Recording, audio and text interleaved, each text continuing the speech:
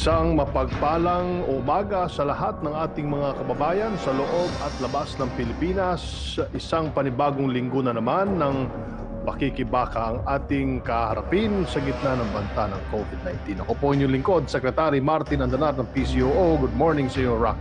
Good morning, Secretary. At ako naman po si Yusek Rocky Ignacio, kasama maghahatid ng tamang impormasyon tungkol sa mga kaganapan sa ating bansa na may kaugnayan sa pandemya. Basta laging handa at sama-sama kaya natin ito. Kaya naman, samahan nyo kami dito sa public briefing, #LagingHandaPH. COVID-19 count muna tayo as of 4 p.m. Kahapon ay lumampas na sa 30,000 mark ang kabuang bilang ng kumpirmadong COVID-19 cases sa bansa. Matapos nitong madagdagan ng 653 cases kahapon. 415 sa mga bagong kasong ito ang tinaguriang fresh cases, habang 238 naman ang late cases. Nasa 20,600 naman ang kabuang bilang ng active cases sa bansa.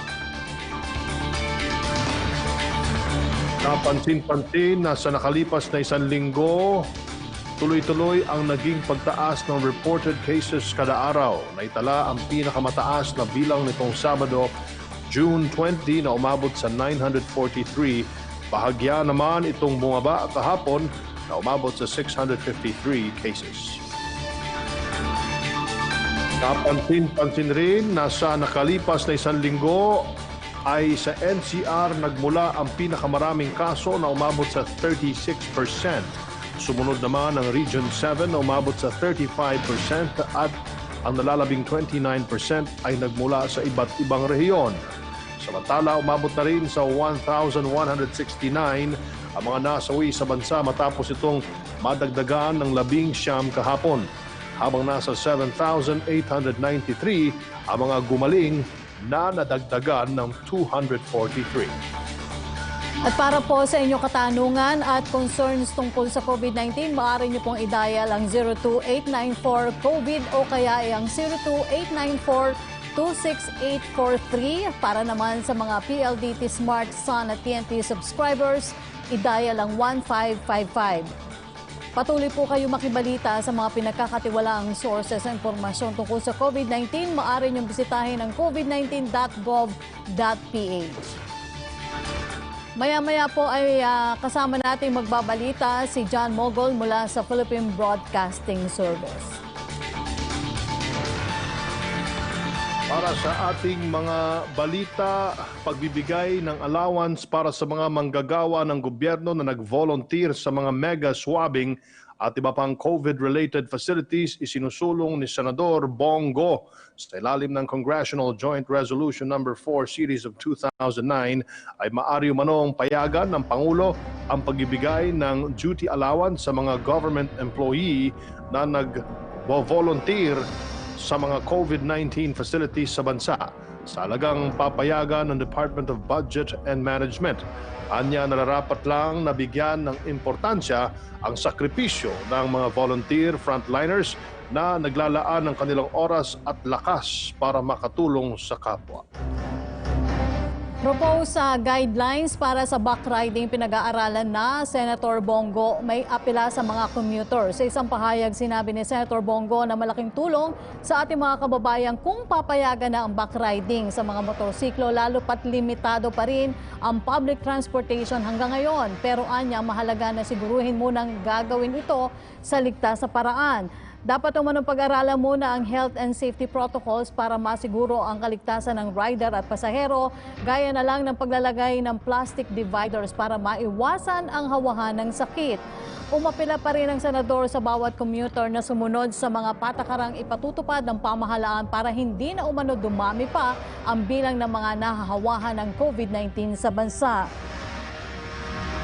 Samantala, tuloy-tuloy pa rin po ang pag-iikot ng aking kasama po dito, si Presidential Communications Operations Office Secretary Martin Andanar sa buong bansa para tulungan ang displaced media workers dulot ng COVID-19 pandemic. Sa pangunguna nga po ni Secretary Martin, Andanar, ang itinuturing pong ama ng lahat ng mamamahayag sa buong bansa. Nagtungo ang ahensya sa Quezon para personal na kumustahin ang mga magagawa ng media sa probinsya at mahatira ng kaunting ayuda mula sa kanilang media counterpart sa pamahalaan. Dito po ay binalita rin ang kalihim na maaari na mabigyan ng ayuda ang mga media workers na naapektuhan ng pandemya sa pamamagitan ng second tranche ng COVID-19 Adjustment Measurement Program o CAM2 ng DOLE. Sa kasalukuyan ay hinihintay na lang umano ang approval ng Department of Budget and Management para sa programang ito.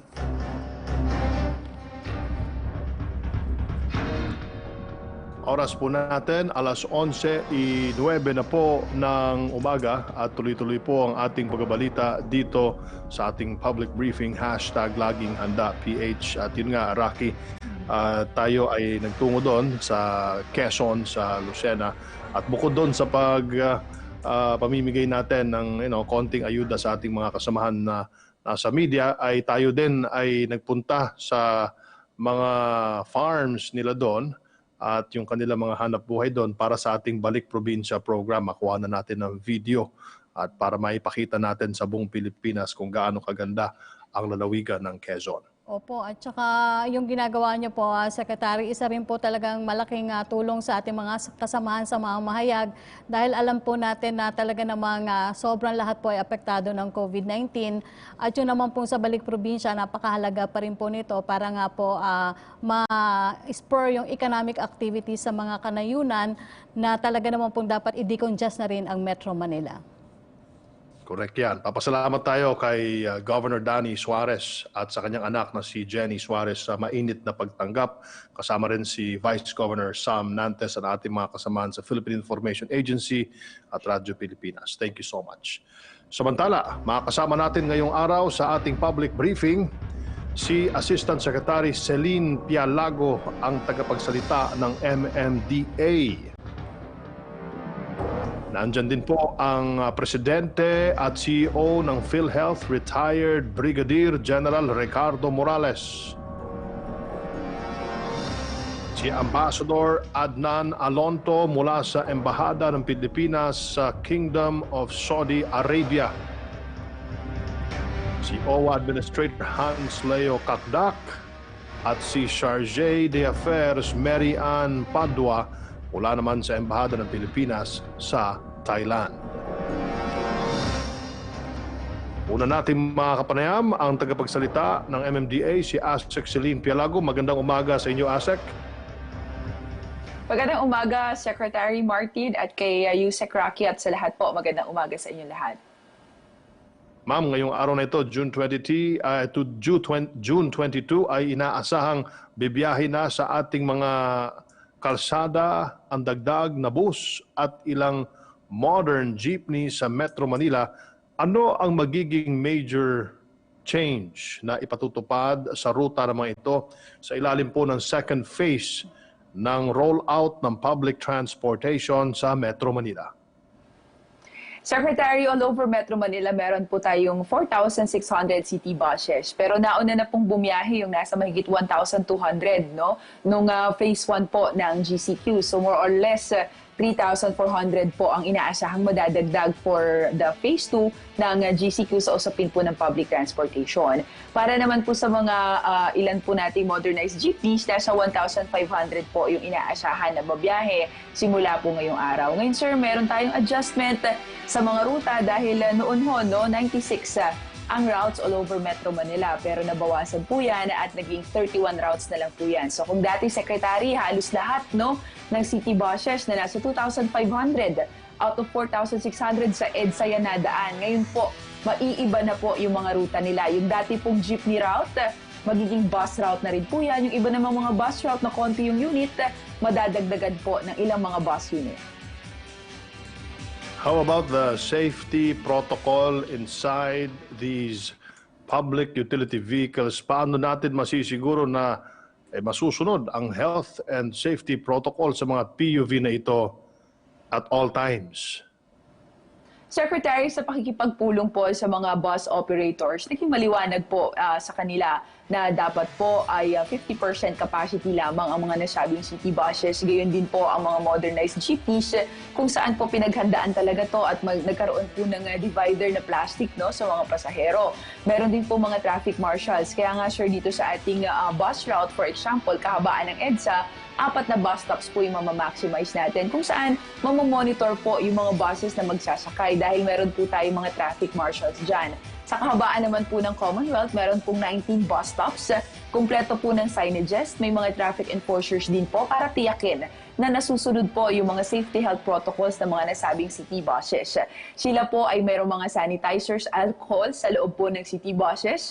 Meron din po silang mga footpath dun po sa mga modernized jeepneys, lalo na po sa mga ruta na panggagalingan ng mga nasabing public transportation. So yun naman, Secretary, ngayon po, bigyan lang yung iba ho natin mga kababayan, I'm very sure malilito po sila dahil yung mga dati hong nakasanayan nila na jeepney ang nakikita, ang makikita na po nila dyan ay mga city buses. No? For example po, yung dating Rizal Avenue going to Monumento, jeepneys po ang bumabiyahe dyan. Sa ngayon po, city buses na po yung makikita natin dyan. So para po sa mga katanungan, sir, dun sa mga routes, since 15 routes po ang babiyahe ngayon para sa mga modernized jeepneys, pagpasok po ng June 24, madadagdagan po ng 9 na route. Pagpasok po ng June 26, madadagdagan naman po ng 10 ruta. Available po yan sa mga Facebook page ng iba't ibang transport agency, Secretary.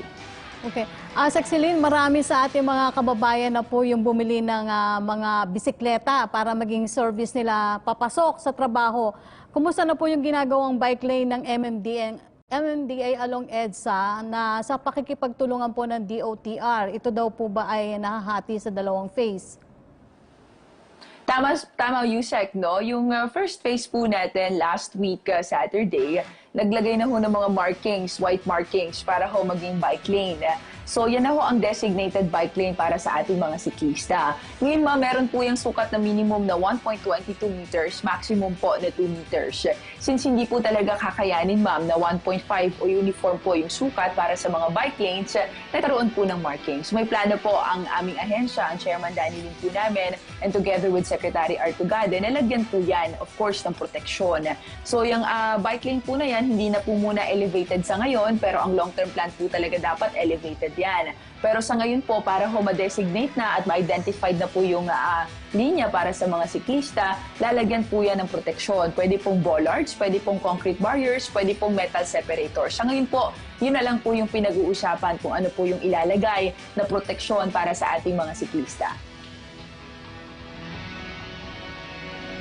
Additional safety feature ang paglalagay ng barriers nga para sa bike lanes para protektahan ang bikers along EDSA. But these barriers are also causing accidents, especially at night dahil marami umanong mga sasakyan na nababangga sa mga ito dahil hindi pa sanay sa modified EDSA scheme.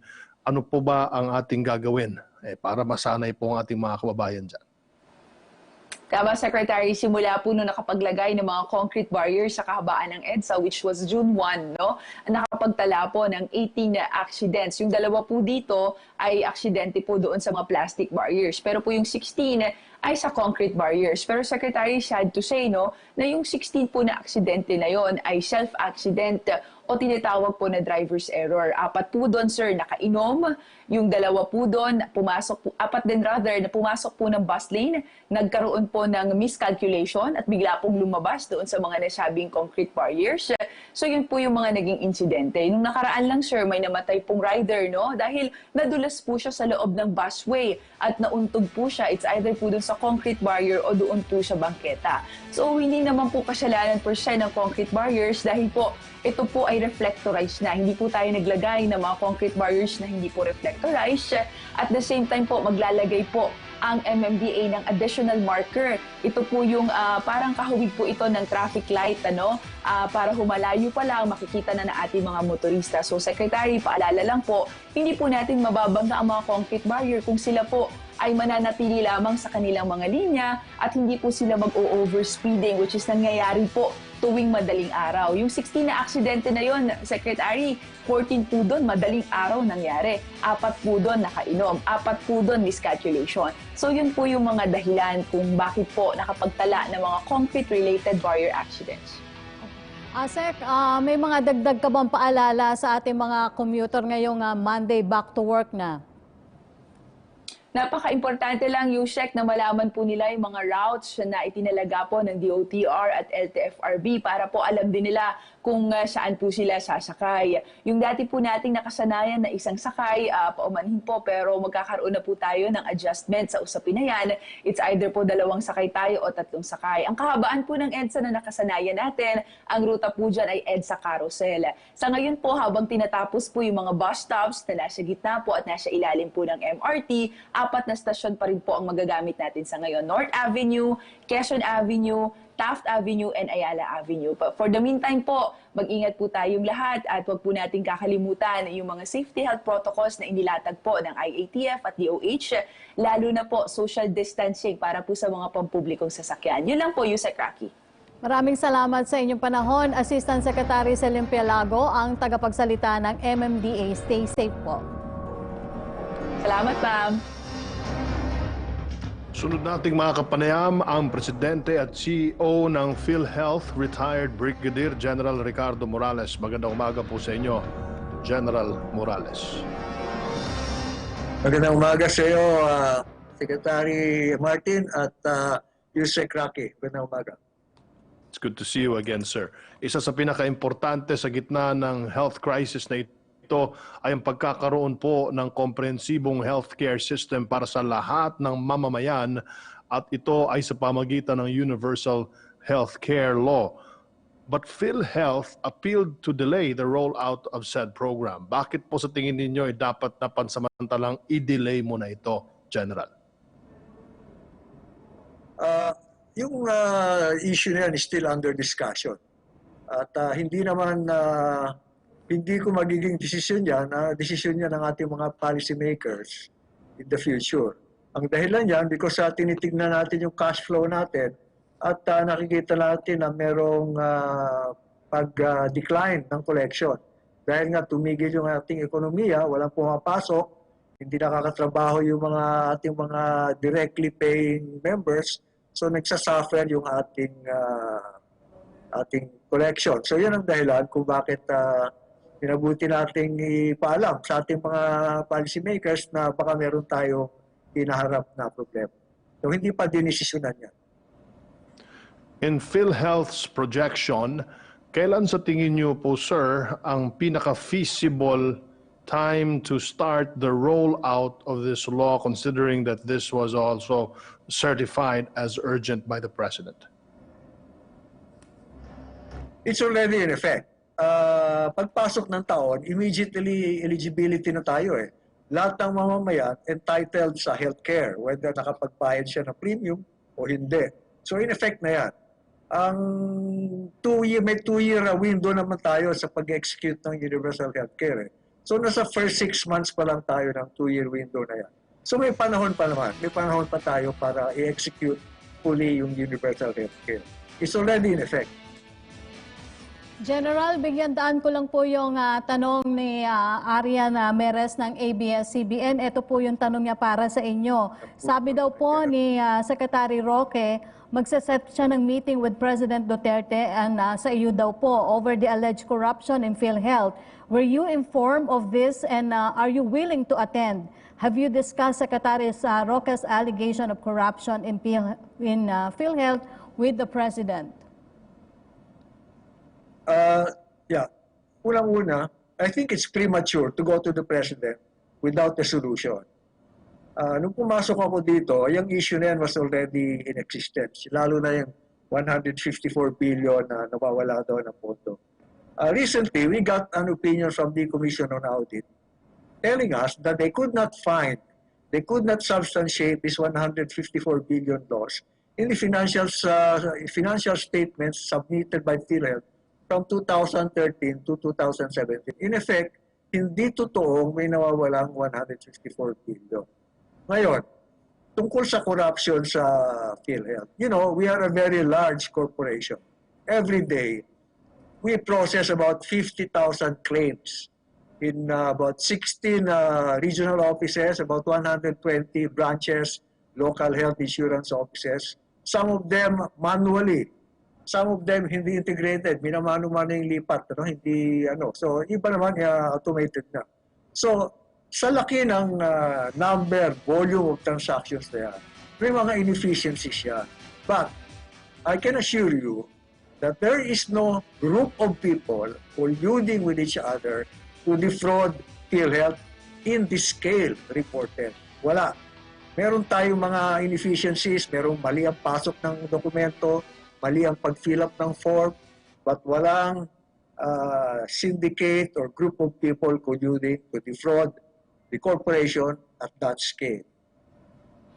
Pero General, ano po masasabi nyo na bukod daw po dun sa alleged overpayment and alleged corruption in PhilHealth, may accusation din naman ng unpaid claims hanggang ngayon. Ano po ang masasabi ng PhilHealth tungkol dito?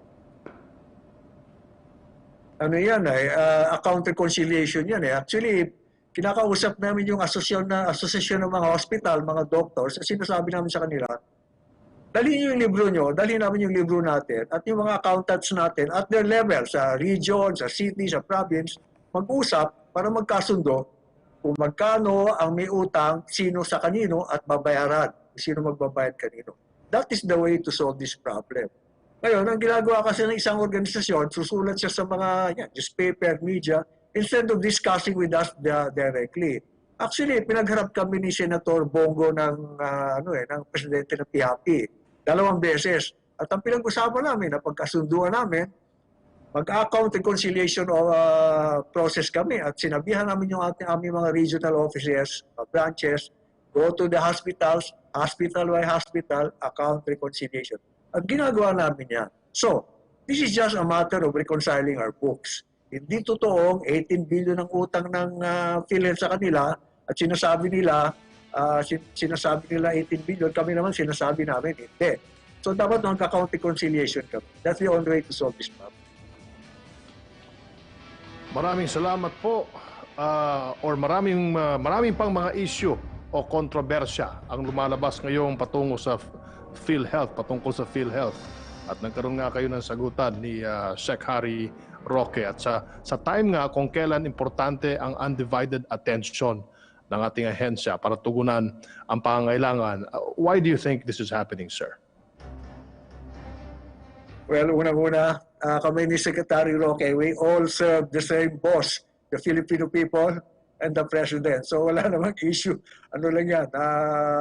That is just let's say a different frequency but pointing in the same direction. Of interest naman talaga because this is a health emergency, a public health emergency. And PhilHealth is at the center of this public health emergency.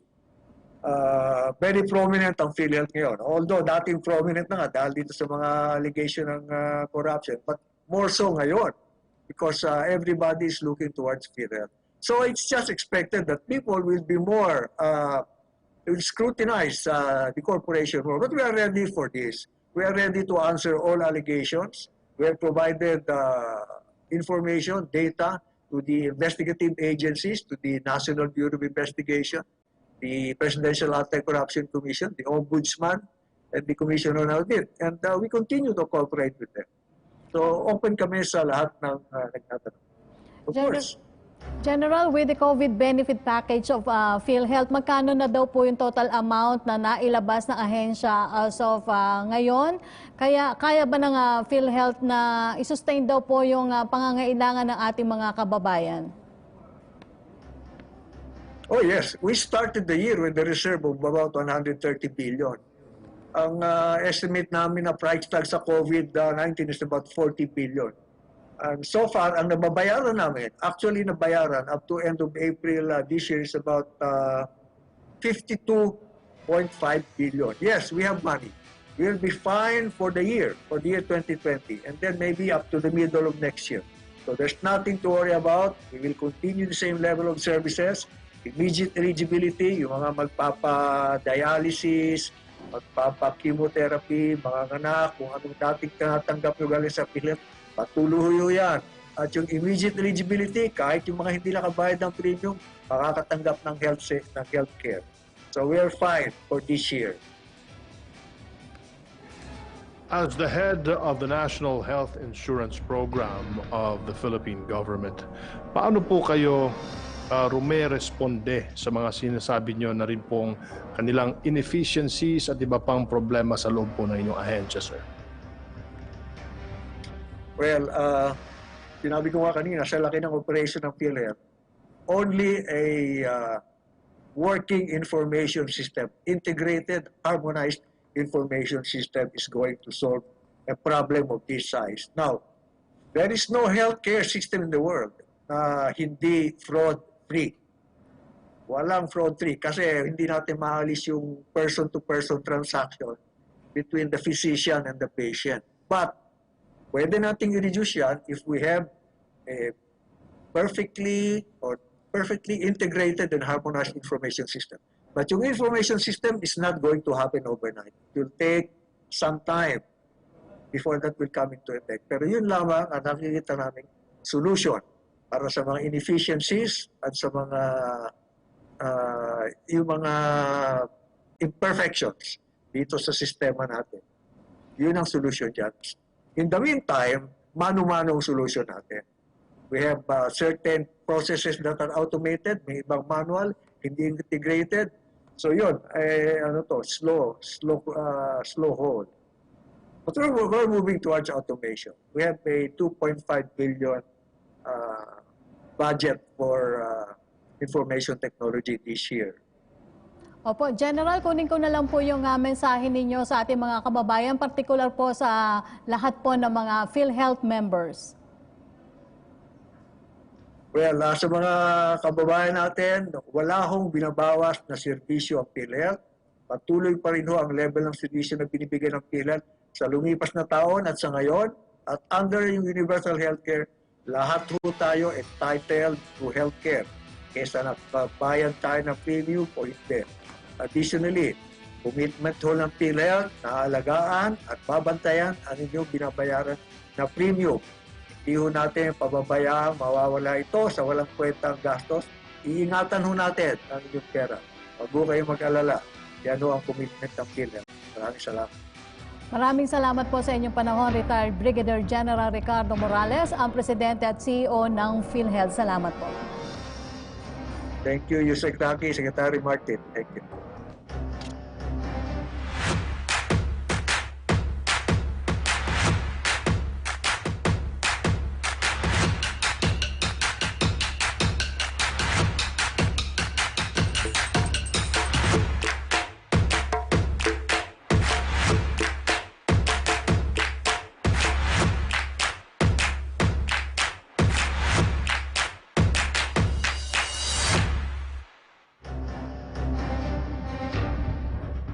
Kumustahin naman natin ang kasalukuyang kalagayan ng Filipino community sa Kingdom of Saudi Arabia. Makakapanayan po natin si Ambassador Adnan Alonto. Magandang araw po sa inyo mula dito sa Pilipinas, Ambassador. Magandang tanghali po, Secretary Martin at Yusek Rocky. Magandang tanghali po sa inyong lahat dyan.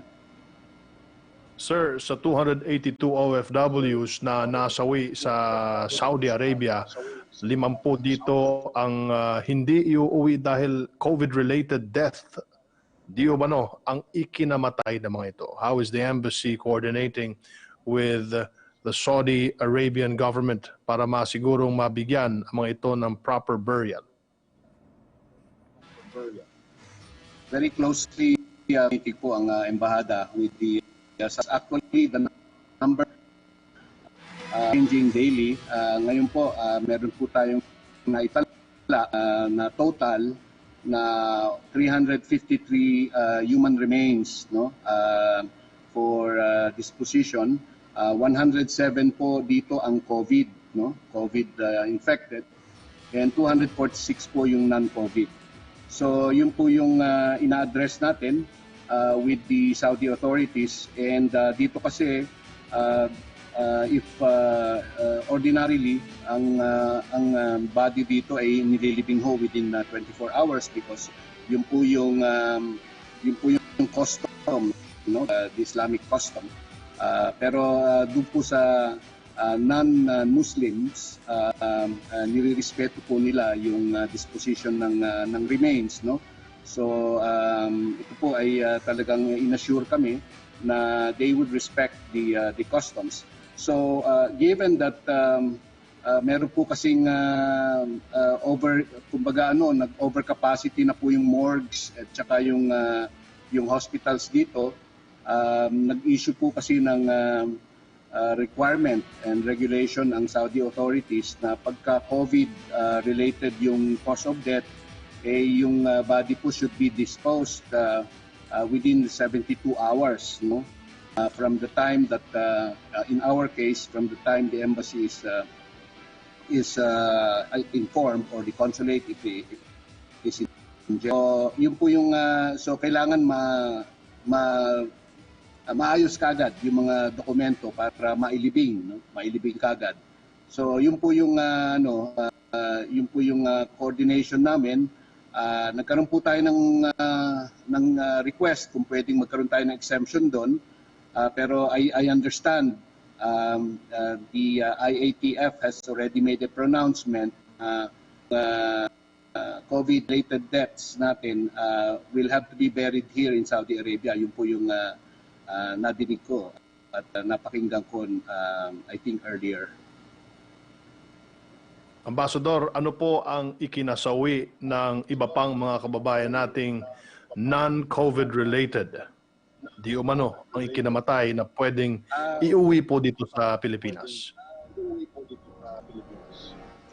Iba-iba po. Natural causes po mostly, no? Kukonti naman po yung tinatawag nating merong controversy, no? Meron din kasing mga crime-related, no, nakakaunti. Pero most of the non-COVID related deaths are natural causes. Opo. Meron pong ugnayan kayo sa DOLE and OWA kung paano naman makikipag-coordinate ang ating pamahalaan sa pamilya ng mga nasawing ito sa Saudi Arabia? Yes, Sec Martin, very close po ang coordination namin with the DOLE and OWA. As you know, the POLO office, which is the Philippine Overseas Labor Office under DOLE, is actually under my administrative supervision, as well as the OWA. So pagdating dito sa Saudi Arabia, iisa po kami, hindi po kami magkahiwalay. Bagamat yung office ng ating polo ay nasa labas ng diplomatic quarter, which means na that's about mga 10-15 minutes away from the embassy, very close po yung aming coordination dito. Yung kanilang labor attaché at yung mga welfare officers, lagi po nating kapulong yan on a weekly basis, if not on a need-be, as-needed basis. Opo, Ambassador, bigyan daan ko lang po yung tanong na ating kasamahan na si Celerina Monte ng Manila Shimbun. Over a period of what daw po yung mga pagkamatay na mga yan? Kasi daw po nakakapagtaka na napakarami, especially yung non-COVID. Yes, alam niyo po, nung nagkaroon po tayo ng almost 3 months na lockdown dito, walang gumagalaw, walang lumilipad. So nagkaroon po tayo ng backlog, no? So yun po yung largely ang naging cause. Even up to now, no? The flights are very limited, and I understand that a plane, no? Isang plane full, a plane full of passengers can only accommodate not more than 3 remains, no? Human remains. Dahil napakainit po ngayon dito sa Saudi Arabia, and pagka mainit talaga, kailangan medyo i-balance din yung load ng eroplano, kasi ang pagkakaalam ko, pagka masyadong mabigat yon with passengers and cargo, maaaring ikasabog ito ng makina. Kasi napakainit talaga ngayon na mga panahon na to. So yun yung cost nun, yung backlog nun. Almost 3 months tayo walang flight dito. Ngayon na lang tayo talaga nakakabawi-bawi, pero limited pa rin po. Opo, Ambassador, ang tanong naman po ni Arian Meres ng ABS-CBN, kung naipabot, ito po yung mga namatay na hindi dahil sa COVID. Kung naipaabot na daw po ng ating embahada sa mga pamilya yung pagkamatay ng kanilang mahal sa buhay dyan sa Saudi Arabia, at ano daw po yung tulong ng gobyernong naibigay nyo na sa kanila? Well, alam niyo po, pag ang OFW ay documented, no? Usually po, pagka sila'y namatay dito, meron po silang karampatang tinatawag nating end of service benefits, no? Yun po yung nakukuha sa kumpanya, no? Depende po yan kung ilang taon nanilbihan yung ating kababayan. Yun po yung may computation po yan doon sa ESB nila, at kung meron silang insurance policy, yan din po inasikaso ng embahada para makolekta yan, no? As much as possible, we do it within the time frame na sana pagpadala ng mga labi. Pero kung hindi man, yan po isusunod namin yan, at ang coordination po namin yan ay through UMWA, DFA, at yung pamilya naman ay maaaring makipagtulungan sa UMWA o makipag-coordinate doon para mabigyan sila ng updates, no? Updates doon sa mga benefits ng mga kanilang loved ones. Opo. Ambassador, tanong naman po mula kay Naomi Tiburcio ng PTV. May ilang OFW daw po ang nagsasabing priority sa mga ospital ang mga Saudi Arabia citizen. Paano po tinutugunan ng ating embahada ang pangangailangang medikal ng ating pong mga OFW dyan? Gusto ko lang sabihin na nakipagpulong po inyong lingkod sa MOH officials, na Ministry of Health nila, ganun na rin doon sa Ministry of Foreign Affairs nila, upang idulog nga itong mga allegations na mayroong diskriminasyon na nangyayari. I was assured by our Ministry of Health and Ministry of Foreign Affairs officials na wala naman pong ganun talagang triaging based on race, no?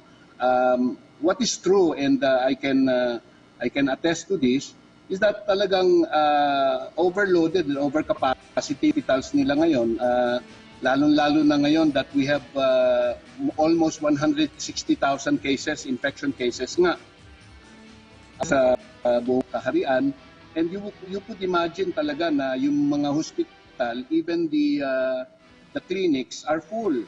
So gumagawa naman sila ng hakbang, and we were given lists of small clinics, kasi ito yun yung ginawa nila. Nag-contract sila ng mga small clinics that they put under their wing para gamitin, no, as additional medical facilities to treat all the infected patients, irrespective of nationality. Libre naman po yun, based on royal decree. So I am taking the word of our host government na wala naman pong discrimination ang nangyayari, at ito pong yung mga iba na hindi napapayagan ma-admit, dahil na rin talagang punong-puno yung and I have also talked with my counterparts, ambassadors ng mga labor sending countries, India, Bangladesh. Yun po, sinabi din nila na talagang nangyayari din sa kanilang mga nationals noon that minsan talagang hindi sila ma-accommodate. So that's what I can assure our people, na idinulog po natin yan sa host government natin, and I'm taking their word for it na walang discrimination na nangyayari.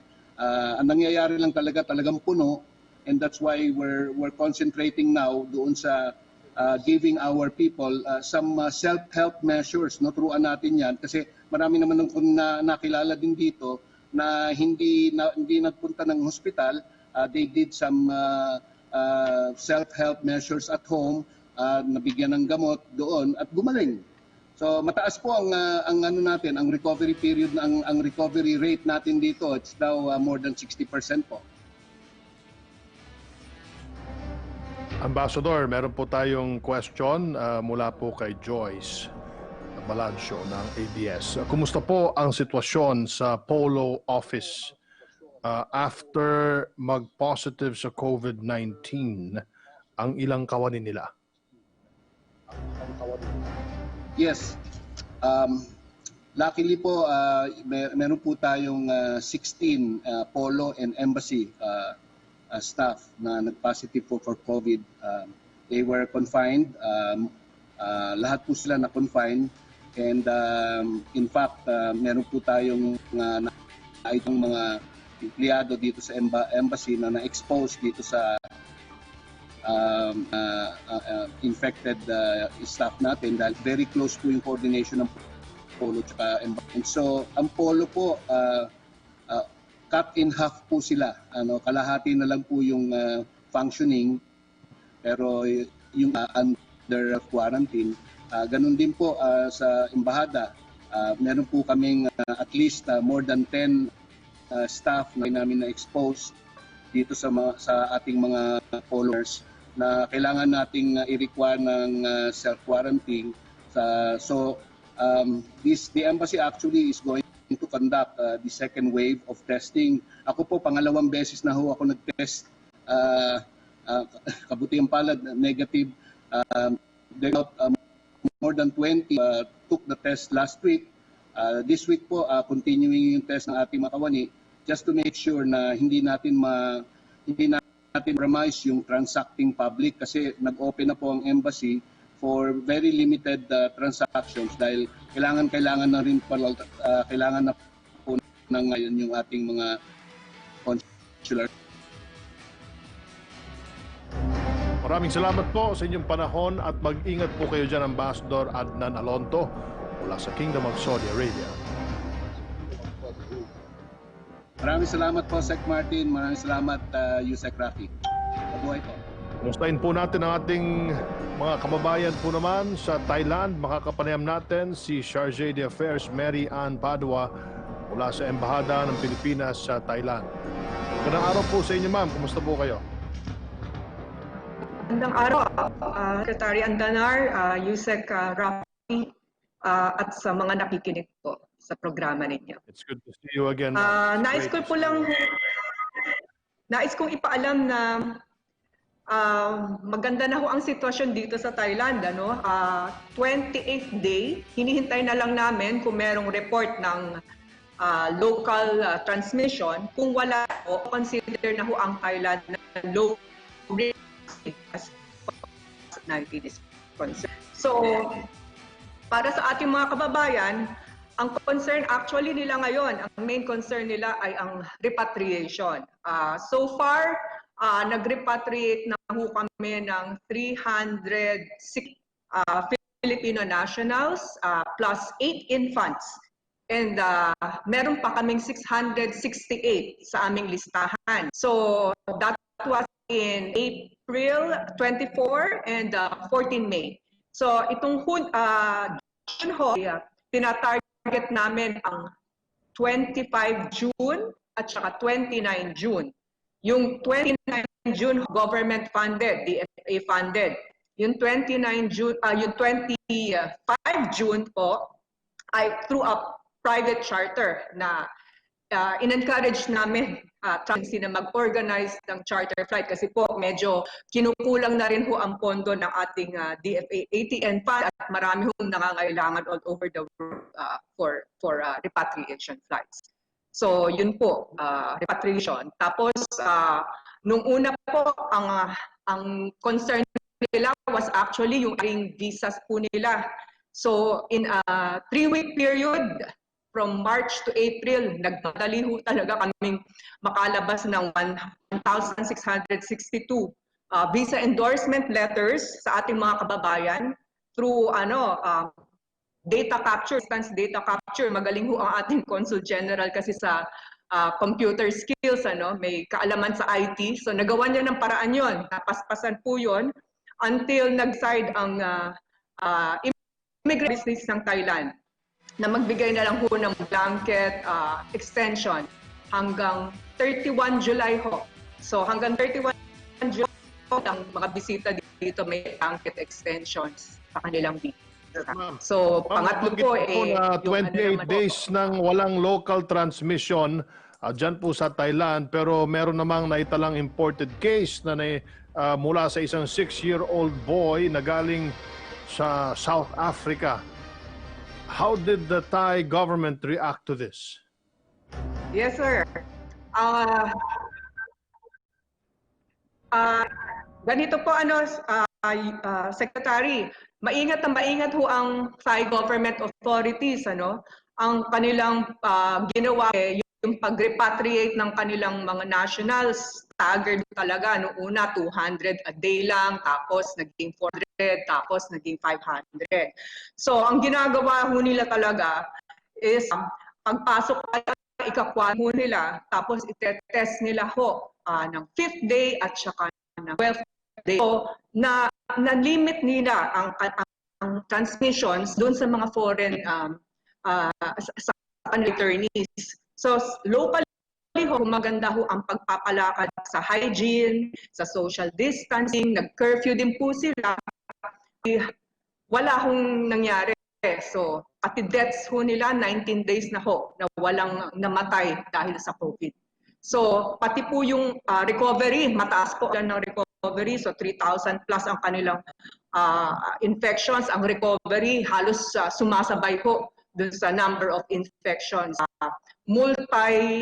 Multi-viral approach ang mga medicines ang approach nila. At saka po, nag-develop po sila ngayon ng virus. Marami silang efforts ng vaccine para makatulong din sa efforts ng mundo na pagtugunan itong problemang ito.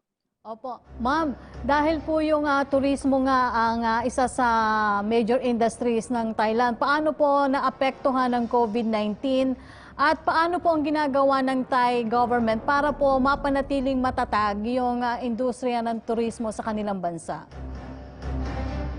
Talagang napakalaking problema sa kanila kasi last year ang kanilang visitors parang 39.8 million ang kanilang mga bisita. Tapos nung Marso, nung pumutok ito, parang bumagsak po sa something like 75%. Tapos they recorded for up to parang 65% na bumagsak ang kanilang turismo. So nag-recalibrate sila, sabi nila mukhang this year parang 14 to 16 million visitors lang talaga ang matatanggap nila. At nila yung tinatawag na travel bubble. So parang gusto nilang magkaroon ng agreement with even cities na ang COVID or na manage ang COVID ng maayos. Tapos kung saan dito pumunta sa Thailand. Pero ang kanilang Center for COVID-19 Situation Administration, ingat na ingat pa rin ho kasi po ang ganda ho ng progress nila, so ayaw nilang maunsyami ang progress dito. Pero talagang malaki ho ang tama sa tourism nila. Opo, pero paano, kumusta naman po yung koordinasyon ng ating embahada sa Filipino community dyan para po naman matugunan nyo yung pangangailangan nila lalo na sa trabaho ng mga nag-decide na manatili po sa Thailand? Opo. Nakikipag-ugnayan ibang Filipino community organizations, even individuals po, yung nga pagdating sa food aid, saka yung financial needs nila, nililink up po sila sa polo, yung poor, at saka meron din po yung issue kasi karamihan dito mga teachers So, yung mga teachers magbubukas ng school year nila, yung delayed school year nila sa 1st of July. So, yung mga nandito, mas umiigi ang kanilang sitwasyon. Pero meron din tayong mga teacher uwi sa Pilipinas at kung bumalik dito. So, dahil nga merong ban sa mga commercial flights, hindi sila makapasok. So, yun ho yung malaking issue kasi may trabaho na sila, sayang ng trabaho. So, nakikipag-ugnayan kami dun sa Filipino community leaders na gustong tumulong at saka sa education po kami sa kanila, no, na we've raised this issue with them. And last week po, naka-feedback na they want the information on the teachers. They're trying to do something kasi kailangan din nila ng ating mga teachers dito. Maraming salamat po sa inyong panahon, Charge de Affairs Mary Ann Padua mula sa Thailand. Ingat po kayo. Salamat po. If we give the right information, let us consider that as part of our civic duty. The fight against coronavirus is an arduous and protracted one. But this is a battle worth fighting and winning for. The fight against COVID-19 starts at your doorstep.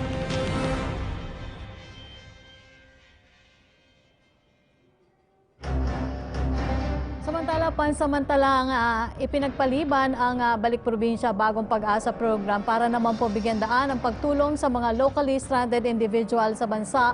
Sa ilalim po ito ng Hatid Tulong Program. Iisa lang naman po ang layunin ng parehong programang ito, ang matulungan ng mga kababayan natin na nais na makapiling ang kani-kanilang pamilya.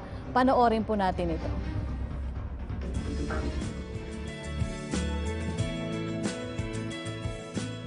Upang mabigyan ng pangmatagalang tulong ang ating mga kababayang nais magbalik probinsya at makapagsimulang muli, pinagtibay ni Pangulong Duterte ang Executive Order No. 114 o ang Balik Probinsya Bagong Pag-asa Program. Go home to the province, they have the means of going back there. And there is a promise. What is really very important is we give them hope. Na-issue rin po kahapon ng ating Presidente ang Executive Order No. 114. Ito po ay yung sa Balik Probinsya Bagong Pag-asa Program as a pillar of balanced regional development. Noong ika-20 ng Mayo, ang programa ay matagumpay na nakapagpauwi na ng mahigit 100 residente pabalik ng Leyte na inaasahang darami pa. At dahil nais agarang tugunan ang mga pangangailangan ng ating mga stranded na kababayan, ipinagpaliban muna ang rollout ng Balik Probinsya Bagong Pag-asa Program upang ihandog ng ating pamahalaan ang hatid tulong. I decided as a matter of strategy na isuspend muna ang ating rollouts for the Balik Probinsya Bagong Pag-asa to give way. Unahin natin kasi this was a very clear instruction from the President.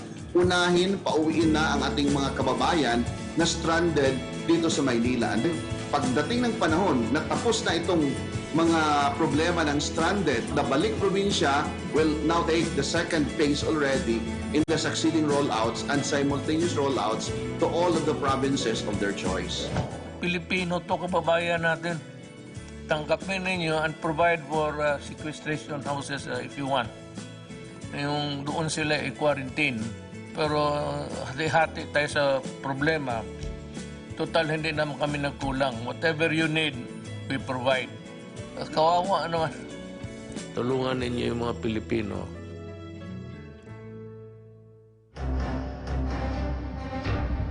Samantala, alamin po natin ang mga balitang nakalap ng Philippine Broadcasting Service mula sa ating mga lalawigan kasama si John Mogol. John.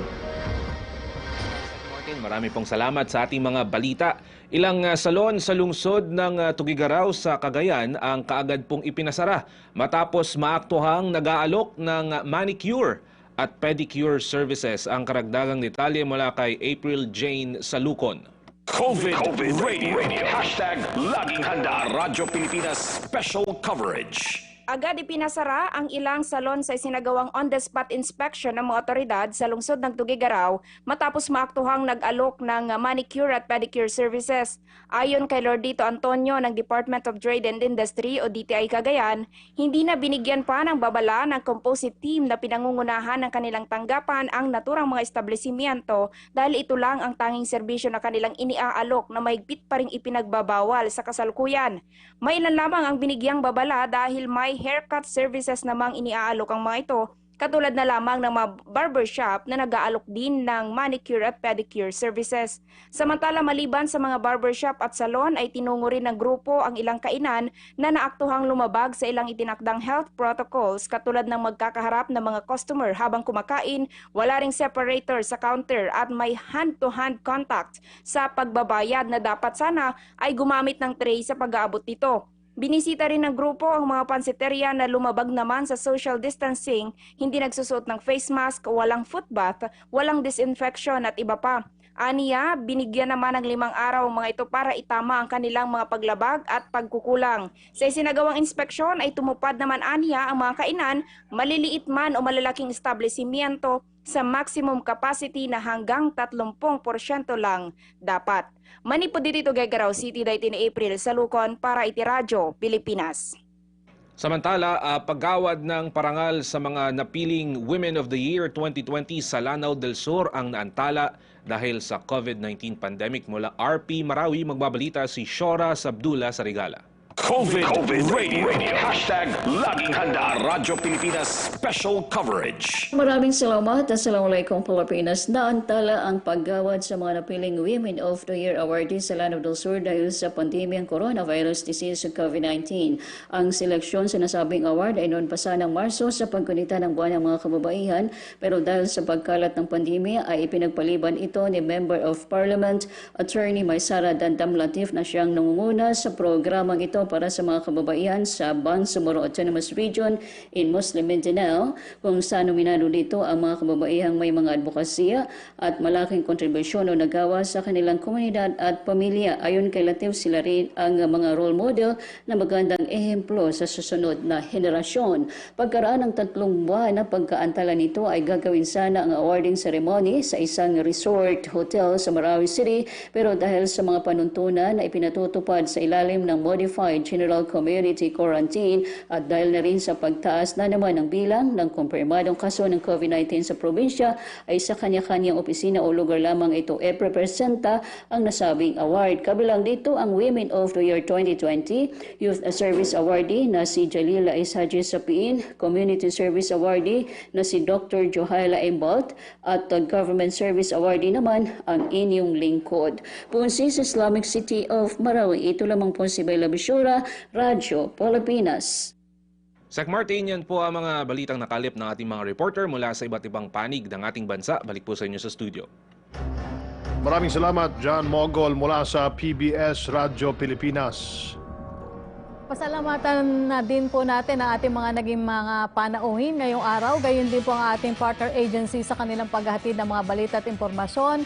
Maraming salamat din po sa Filipino Sign Language Access Team for COVID-19 para po sa inyong suporta sa ating programa. Mabuhay po kayo. At dyan po nagtatapos ang ating programa sa araw na ito. Ako po inyong lingkod, Secretary Martin Andanar mula sa PCOO. At mula pa rin po sa PCOO, ako naman po si Undersecretary Rocky Ignacio. Hanggang bukas pong muli dito lamang sa public briefing, hashtag Laging Handa PH. Kaya natin to, kaya natin to.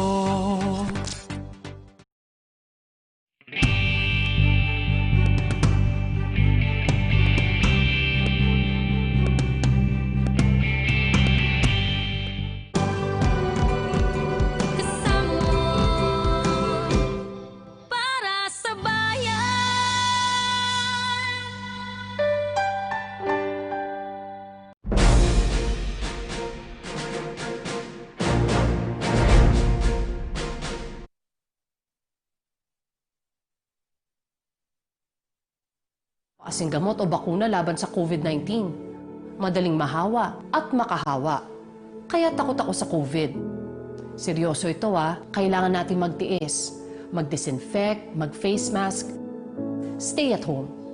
Balang araw, mahiyakap din natin ang isa't isa. Pero sa